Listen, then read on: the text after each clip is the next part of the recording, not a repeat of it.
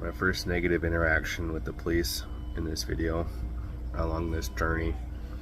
I got kicked out of a campsite. Alright guys, it's late as so I tried to camp at a state park and they were pretty much no bueno across the board, so they were there within minutes. They had a park vehicle that circled through, and then I can't remember, I think we went left, but they had the ranger just show up and the city police. This is one of the big downsides to working as I go, is you run into issues like this, and so this isn't good. I've been clocked in Hampton, Iowa with an ID check. I've been clocked now pretty much in Des Moines in a state park, so I'm sure their database has me on there twice for just open range camping, which isn't allowed. Most of the time they're pretty receptive to what you're doing. They get it. I just wasn't allowed to stay there. It really sucks because of the epilepsy, and I'm really tired. So those are the risks that are associated to stealth camping and working as you're going along, because if you have money you can keep hopping cities and hotels and everything, but if you're earning your way through it, the challenge is amped up to that degree where there is possible legal ramifications for doing something like this. So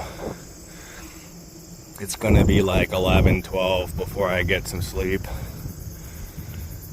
and it really sucks. And I knew this too, like I had a feeling that I was here too long, and it is what it is, but so now I've got to change my plans. No state parks, and I think that's going to be across the board. Like during the pandemic this wouldn't have been an issue. Right now it's an issue, and so my game plan is going to be updated to disallow state parks as I travel, because they don't have any allowances, they don't have any leeway. It obviously is one of those deals where it only takes one person to ruin something that's good, and I'm just appreciative of the Iowa State Ranger, game warden that came by, and I'm appreciative of the local police officer that came by as well.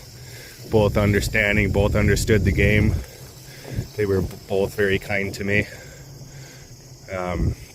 So now we're gonna go out to a main road here. We're gonna reassess my plan. I'm gonna find a new spot. I might have to bike a bunch of miles. I really didn't want to because I was tired, but stuff like this comes up and you get lazy, and I got lazy and I took a chance, and I didn't look if it was state park or not, but it's a beautiful park. Lots of pavilions, lots of spots. So that was my mistake. But so you guys have a good night. I also want to point out that part of the reason this issue has come up is because while I am into the next city, what I didn't take into account was that I should have done a couple more days to save up enough money to buy like a week's worth of tent stays at a park for like 20 bucks a night. So I've got that in mind for St. Louis, and that's how we're gonna correct that going into St. Louis, is we're gonna book an entire week at a campsite, and then that way that'll mitigate any risks that we have going forward. So I'm gonna start pre-planning those destinations to avoid the legal ramifications. Now there's still the possibility that you're gonna run into issues as you go through the smaller towns, but the bigger metropolitan areas are the ones. My anxiety just spiked after that experience, because I still have to be here till the 26th, and now I've been tagged. So when they run your license, you're tagged, and so now the stakes are even more amped up, where tickets applicable.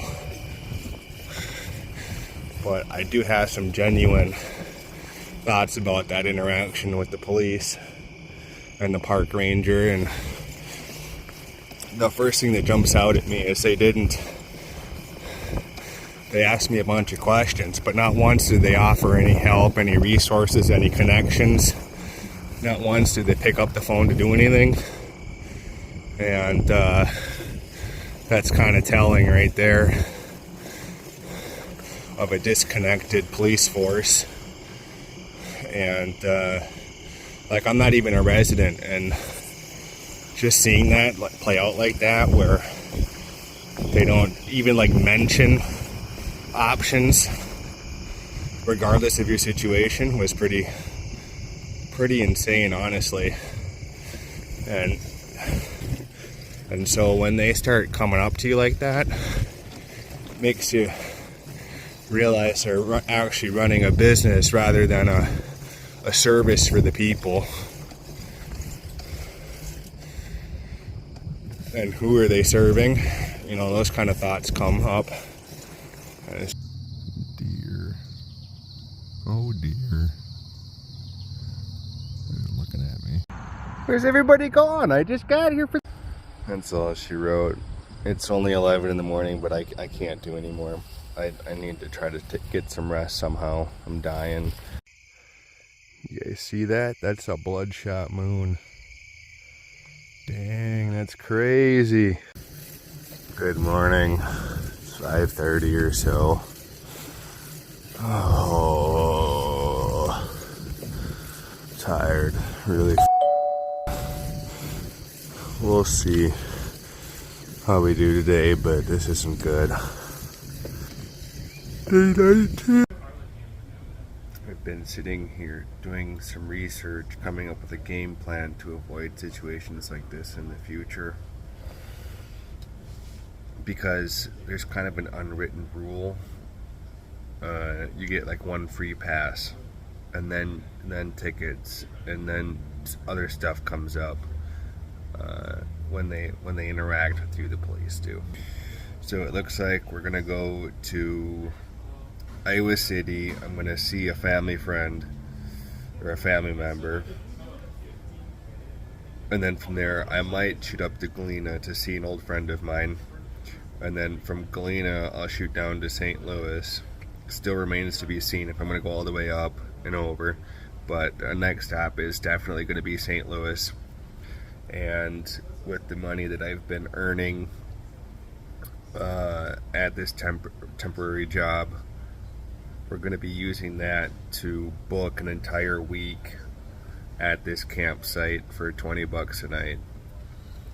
So I'm excited for that because it's got laundry, showers, the whole 9 yards. It's not that far out of town.